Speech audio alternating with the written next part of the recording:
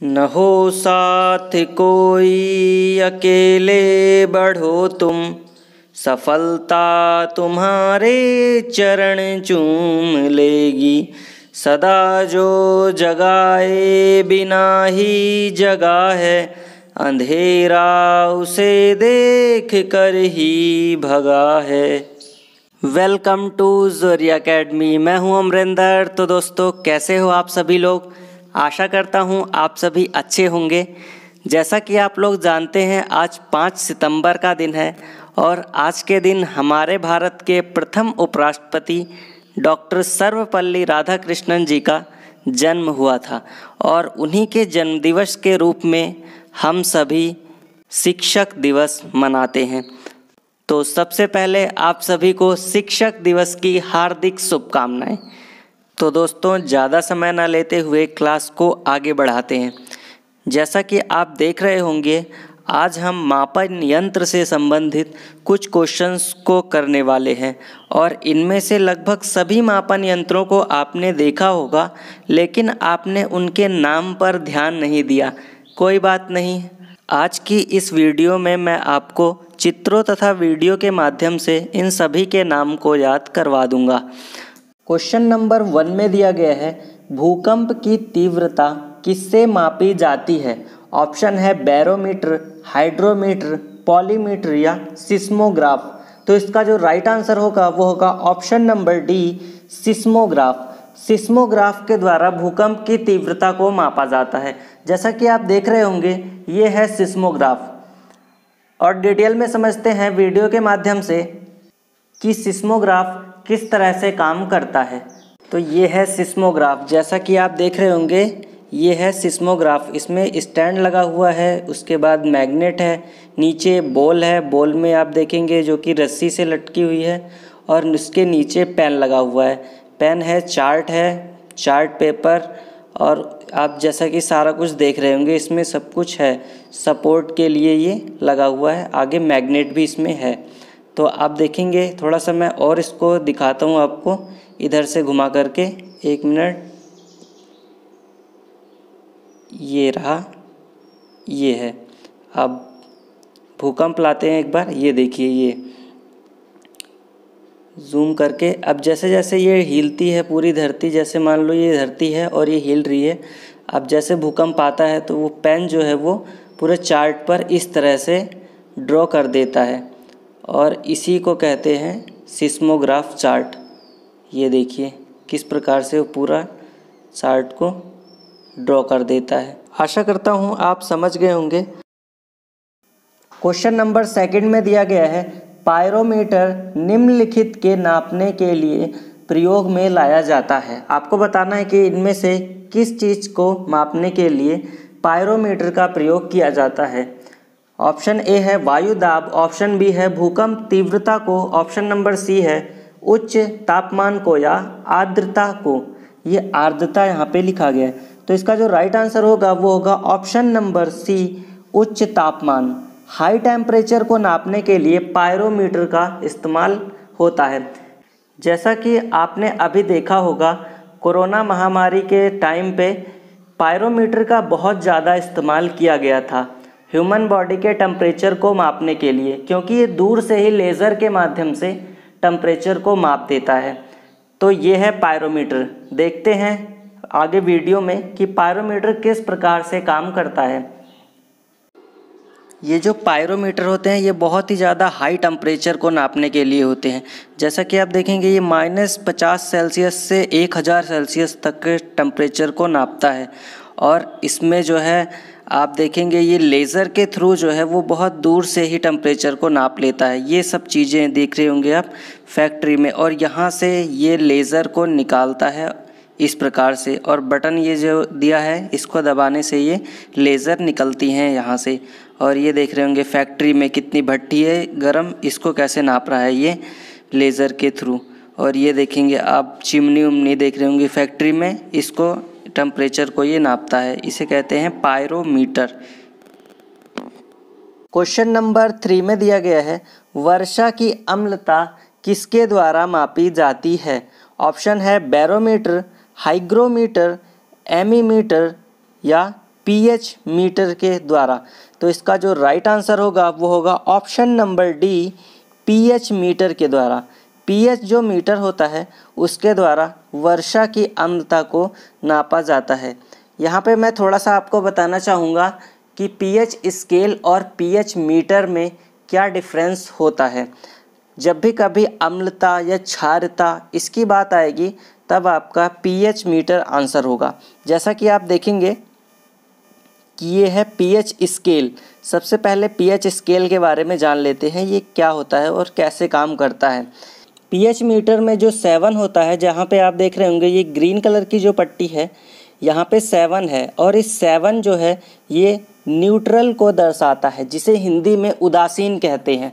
इसके अगर आप नीचे आएंगे 6, 5, 4, 3, 2, 1, 0 इस साइड अगर आप आएंगे तो इधर जो ये नंबर्स हैं ये एसिडिक एसिड को दर्शाते हैं। मतलब कि इधर के जितना भी पीएच होगा वो अम्ल को दर्शाता है, अम्लीयता को दर्शाता है इधर का। और उसके बाद अगर 7 के ऊपर बढ़ेंगे 8, 9, 10, 11 जो कि 14 तक है, ये एल्कालाइन एसिड को दर्शाता है। जैसा कि आप देख रहे होंगे एल्कालाइन जिसे हिंदी में कहते हैं क्षारीय प्रवृत्ति, क्षारीय प्रवृत्ति को ये दर्शाता है। तो ये है पीएच स्केल। अब पीएच मीटर की बात करते हैं वीडियो में। दोस्तों जैसा कि आप देख रहे होंगे ये है पीएच लेवल मापने की मशीन। अब इसमें से हम मापते हैं। जैसा कि आप देखेंगे इसका जो पीएच है वो है 7.02 इसका पीएच लेवल है। आप देखते हैं और मापते हैं, इसके द्वारा हम पीएच लेवल को माप सकते हैं। अब इसका जो पीएच है वो है 5.57 जो कि अम्लीय प्रकृति का। इसमें पीएच के साथ साथ टेम्परेचर का भी पता चलता है। जैसा कि आप देख रहे होंगे इसका जो टेम्परेचर दिखा रहा है वो है 23.9 सेल्सियस, जैसा कि आप देख रहे होंगे। तो दोस्तों ये थी पीएच लेवल मापने की मशीन। आशा करता हूँ आपको इसके माध्यम से अच्छे से समझ में आ गया होगा कि पीएच लेवल को कैसे मापते हैं। क्वेश्चन नंबर 4 में दिया गया है, महासागरों में डूबी हुई वस्तु की स्थिति जानने के लिए निम्नलिखित में से किस यंत्र का प्रयोग किया जाता है।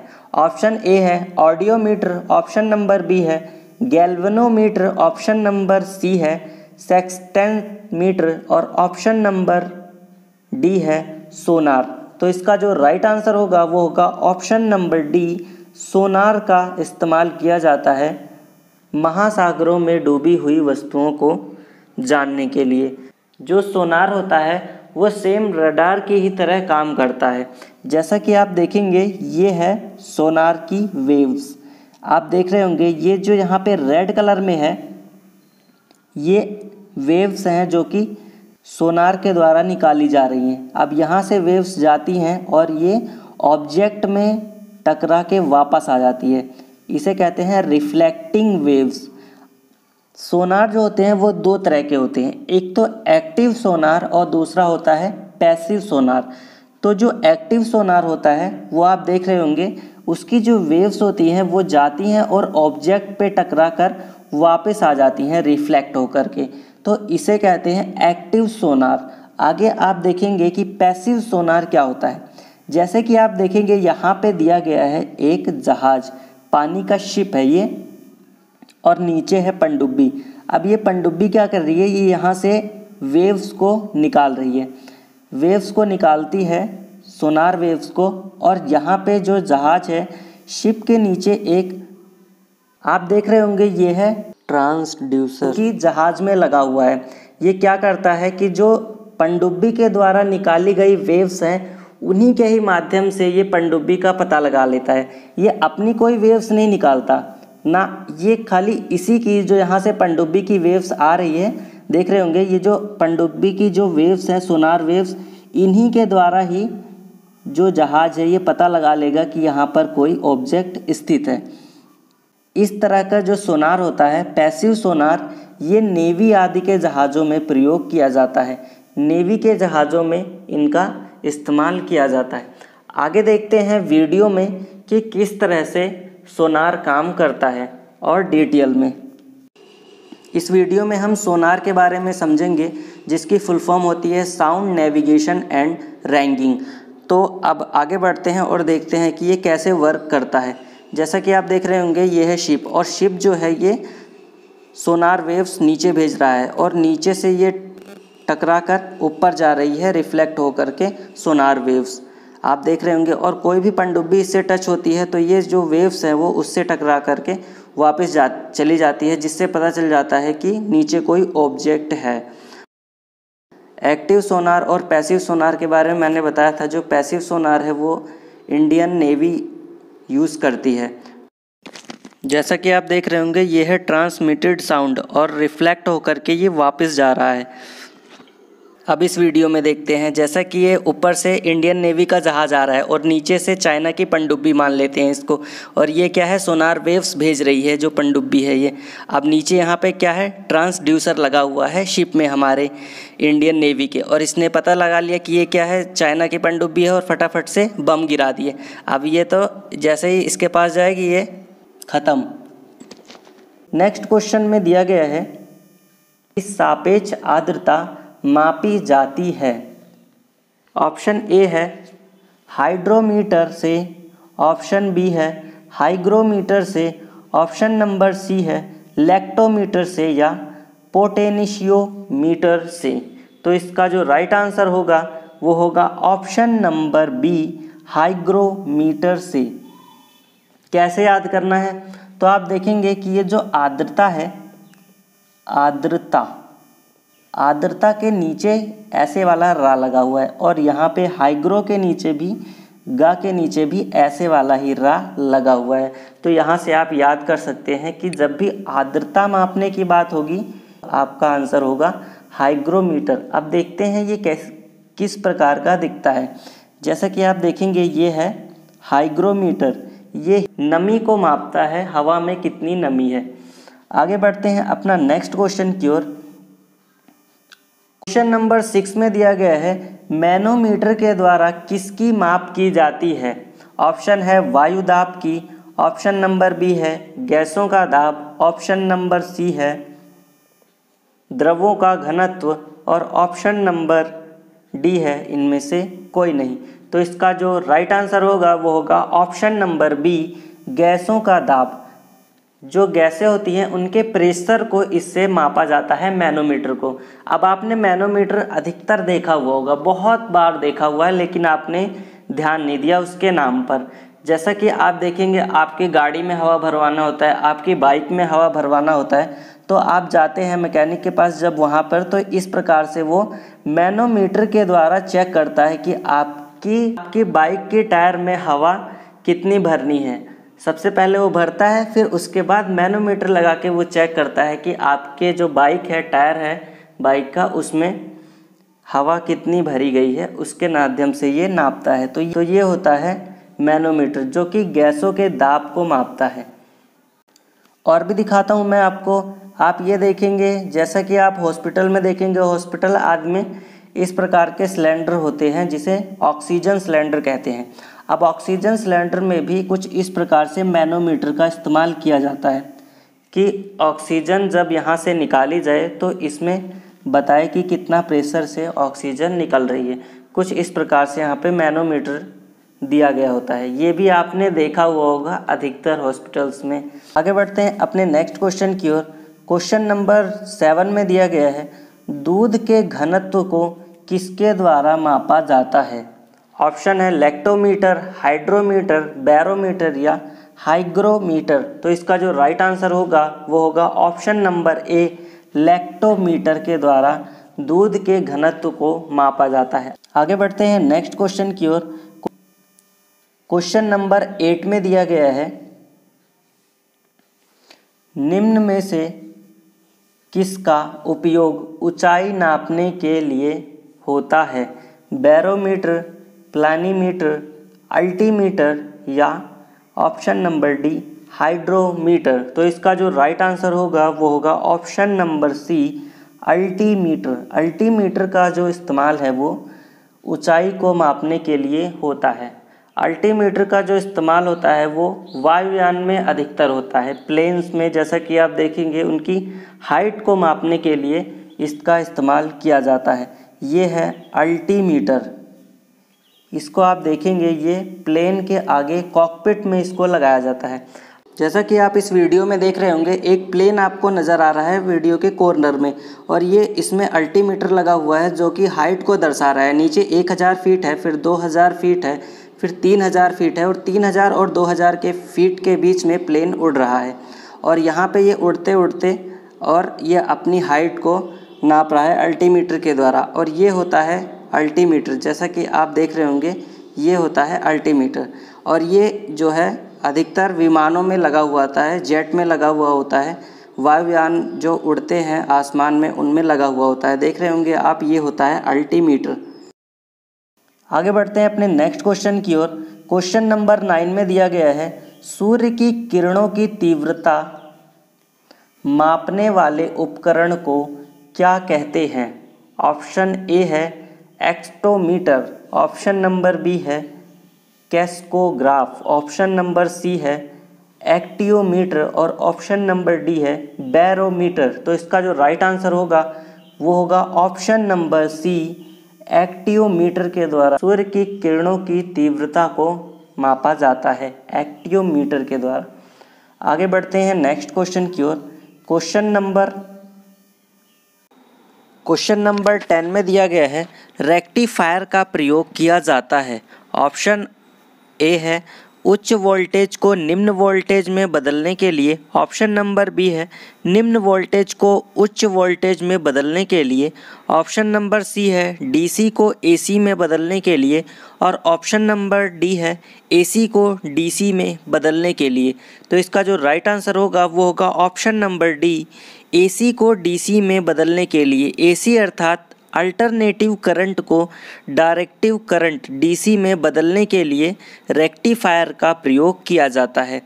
देखते हैं रेक्टिफायर्स क्या होता है। इसको भी आपने देखा हुआ होगा, लेकिन आपको नाम ध्यान में नहीं है।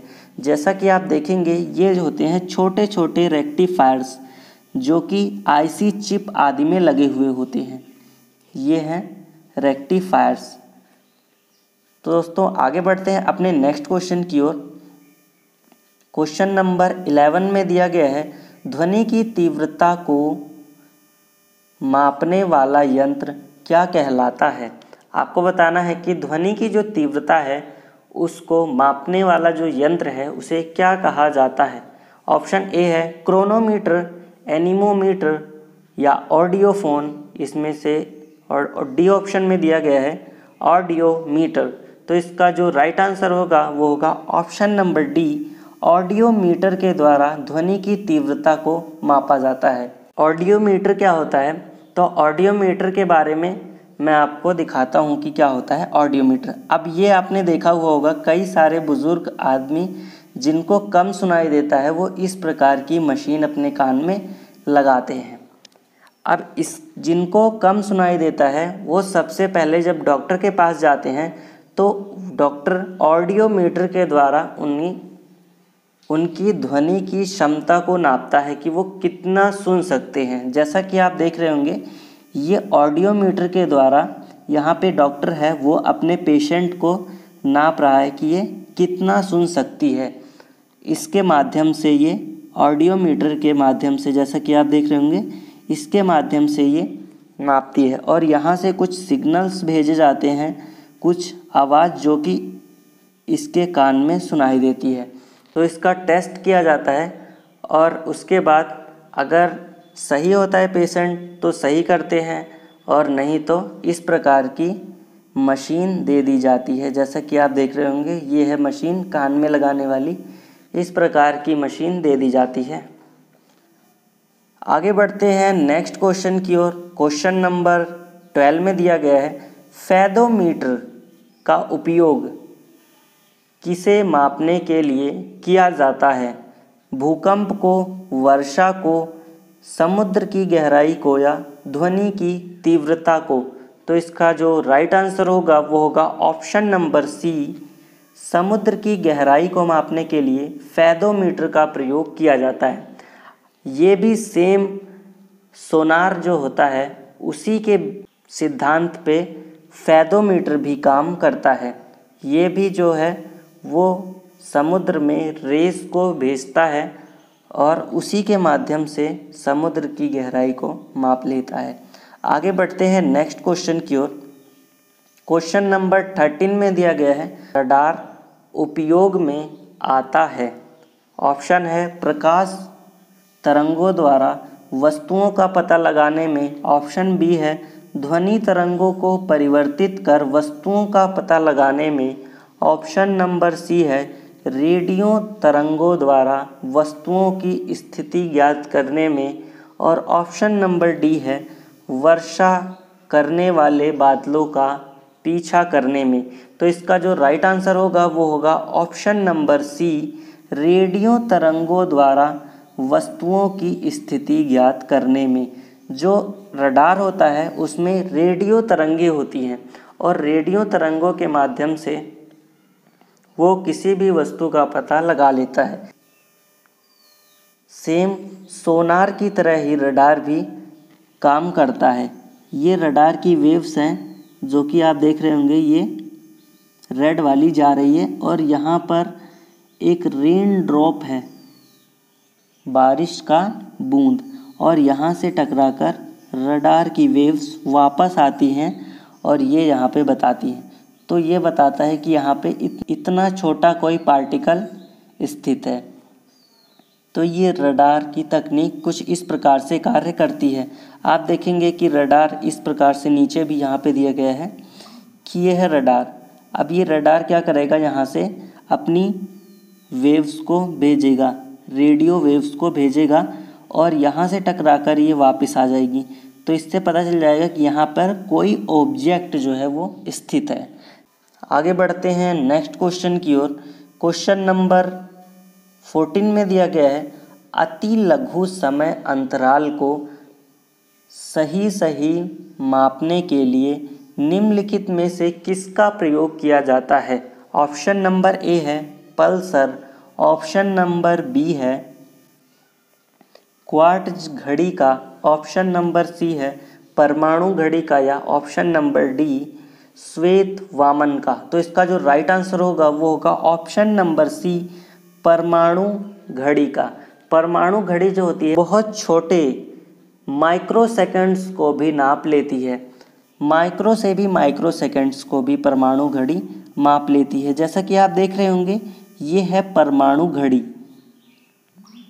अब ये यहाँ से इलेक्ट्रिक यहाँ से निकलती है और यहाँ पे ये टकरा कर जाती है और नीचे यहाँ पे देखेंगे तो ये क्या है, माइक्रोवेव कैविटी यहाँ पे है और यहाँ से दो वायर निकली हुई हैं और एक वायर इसमें अटैच है और दूसरी वायर में यहाँ पे ये डिजिटल डिस्प्ले दिया हुआ है, जहाँ पे आप देखेंगे 12:12 12 सेकेंड, फिर पॉइंट में कितना लंबा टाइम दिया गया है। तो ये छोटे छोटे टाइम्स को भी नाप लेती है, परमाणु घड़ी से कहते हैं। तो ये कुछ इस प्रकार से दिखती है, जैसा कि आप देख रहे होंगे यहाँ पे ये कुछ इतनी बड़ी घड़ी होती है, ये बहुत बड़ी घड़ी होती है परमाणु घड़ी। इसरो ने भी अभी डेवलप की है एक परमाणु घड़ी, हमारे भारत के साइंटिस्टों ने भी मिलकर। तो ये बहुत ही अच्छी उपलब्धि है। आगे बढ़ते हैं नेक्स्ट क्वेश्चन की ओर। क्वेश्चन नंबर 15 में दिया गया है। क्वेश्चन नंबर 15 है, विद्युत धारा का मापन निम्नलिखित में से किस उपकरण का प्रयोग करके किया जाता है। ऑप्शन ए है एनीमोमीटर, बी है एमीटर, ऑप्शन नंबर सी है वोल्ट मीटर या वाट मीटर। तो इसका जो राइट आंसर होगा वो होगा ऑप्शन नंबर बी, अमीटर का जो इस्तेमाल है वो विद्युत धारा के मापन में किया जाता है। आपने देखा होगा ये होता है कुछ एमीटर।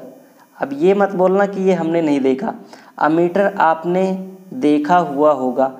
जैसा कि आप देखेंगे कि आपके घर में अगर समरसेबल लगा हुआ है या आप नीचे देखिए, मैं आपको दिखाता हूँ, ये है, ये मोटर का है, यहाँ पे दिया गया है बॉक्स इस प्रकार से। ट्यूबवेल आदि समरसेबल में भी कुछ इस प्रकार का बोर्ड लगाया जाता है। तो अब इसमें देखेंगे आप, तो ये जो पहला वाला यहाँ पे दिया गया है ये होता है अमीटर, जो कि मीटर को मापता है, और दूसरा वाला जो होता है ये होता है वोल्ट मीटर।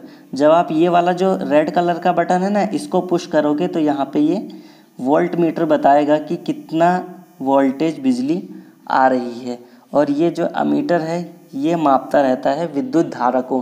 तो ये तो आपने देखा ही हुआ होगा, ये होता है अमीटर। आगे बढ़ते हैं नेक्स्ट क्वेश्चन की ओर। क्वेश्चन नंबर 16 में दिया गया है, झूठ का पता लगाने वाले यंत्र हैं। आपको बताना है कि झूठ का पता लगाने वाला यंत्र होता है कौन सा। पायरोमीटर ऑप्शन नंबर बी है, सिस्मोग्राफ ऑप्शन नंबर सी है, पॉलीग्राफ और ऑप्शन नंबर डी है फोनोग्राफ। तो इसका जो राइट आंसर होगा वो होगा option number C, polygraph. Polygraph के द्वारा झूठ का पता लगाया जाता है। पायरोमीटर उच्च तापमान को मापता है और सिस्मोग्राफ भूकंप आदि को मापता है। आप देखते हैं पॉलीग्राफ क्या होता है, कैसे झूठ का पता लगाया जाता है। ये है पॉलीग्राफ, एक मशीन होती है। जैसा कि आप देखेंगे कि ये डॉक्टर ने यहाँ पर लगा दिया इसके ऊपर पॉलीग्राफ। ये देखिए आप, इसके हाथों पर भी लगाया जाता है, चेस्ट पर भी, पेट पर भी लगाया जाता है और उंगलियों पर भी लगाया जाता है। अब इससे जो भी क्वेश्चंस पूछे जाएंगे तो ये जो है हाव भाव जो होते हैं और इसकी बातों को कन्वर्ट करके ये क्या करेगा, इलेक्ट्रॉनिक सिग्नल्स में चेंज कर देगा और वो कंप्यूटर में दिखाया जाएगा डायग्राम के थ्रू। आप देख रहे होंगे ये है, और इसके द्वारा झूठ या सच का पता लगाया जाता है पॉलीग्राफ के द्वारा। तो आपको ये याद रखना है, पॉलीग्राफ के द्वारा झूठ का पता लगाया जाता है। आगे बढ़ते हैं नेक्स्ट क्वेश्चन की ओर। क्वेश्चन नंबर 17 में दिया गया है, क्वेश्चन नंबर 17 है, फ्लाइट रिकॉर्डर को तकनीकी दृष्टि से क्या कहा जाता है। फ्लाइट रिकॉर्डर को तकनीकी दृष्टि से क्या कहा जाता है। ऑप्शन नंबर ए है तुगंता मापी, ऑप्शन नंबर बी है dark box, option number C है ब्लाइंड बॉक्स और ऑप्शन नंबर डी है जो कि नीचे दिया गया है ब्लैक बॉक्स। तो इसका जो राइट आंसर होगा वो होगा option number D, black box. Black box के बारे में मैं थोड़ा सा आपको डिटेल में समझाना चाहूँगा और वीडियो के माध्यम से। तो चलते हैं और देखते हैं ब्लैक बॉक्स क्या होता है। ये बहुत ही ज़्यादा इम्पोर्टेंट इंस्ट्रूमेंट है। जैसा कि आप वीडियो में देखेंगे कि जो पहले दुर्घटना होती थी, विमान दुर्घटना, देख रहे हैं कितनी गंदी गंदी तरह से ये दुर्घटनाएं हो जाती थी और इसका कोई पता नहीं चल पाता था कि किस कारण से ये दुर्घटना हुई थी। अब ना कोई इसमें फ्यूल टैंक ख़त्म हो गया या क्या कारण रहे हुए होंगे उस टाइम के कि ये दुर्घटना हुई थी। तो इसका जानकारी के लिए एक महान वैज्ञानिक हुए, इनका नाम था डेविड वॉरेन। इन्होंने ब्लैक बॉक्स को बनाया, इन्होंने बनाया ब्लैक बॉक्स को, और इसका नाम ब्लैक बॉक्स होता है लेकिन ये ब्लैक नहीं होता। जैसे कि आप देख रहे होंगे ये रेड होता है और अंदर से लेकिन ये ब्लैक होता है। और रेड होने का इसका ये कारण है कि जैसे दुर्घटना में ये खो आ जाए तो उस दौरान ये आसानी से मिल जाए। अब ये जो ब्लैक बॉक्स होता है इसको जो है विमान के सबसे पिछले भाग में रखा जाता है। आप देखेंगे इसके दो पार्ट होते हैं, एक तो होता है कॉकपिटर वॉइस और दूसरा जो होता है उसे फ्लाइट डाटा रिकॉर्डर कहते हैं।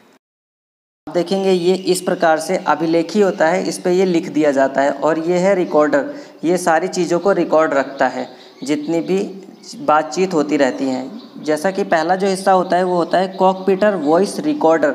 ये जो कॉकपिटर में जो बैठे हुए होते हैं ये पायलट, इनकी बातें 2 घंटे तक इसको मिनिमम ये रखता है सेव करके। और ये जो है जैसा कि आप देख रहे होंगे ये एक विमान यहाँ से लेकर के उड़ा था और ये इंपोर्ट साइट पे आकर के गिर गया था और इसमें बहुत तगड़ा आग लग गई और पूरा जो है सारा प्लेन जल गया था।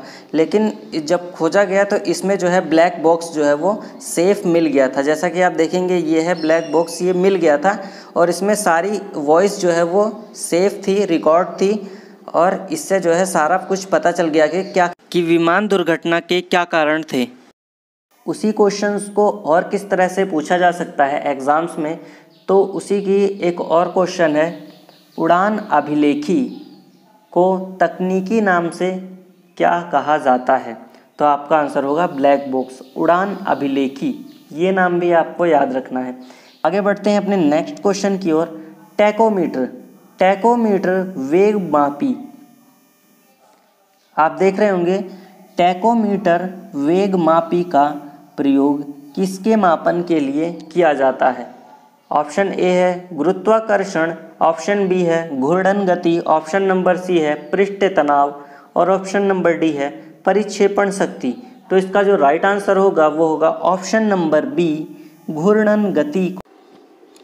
दोस्तों वीडियो अच्छी हो तो एक लाइक तो बनता है, और अगर चैनल पे नए हैं तो प्लीज़ चैनल को सब्सक्राइब ज़रूर कीजिएगा। जय हिंद, जय भारत।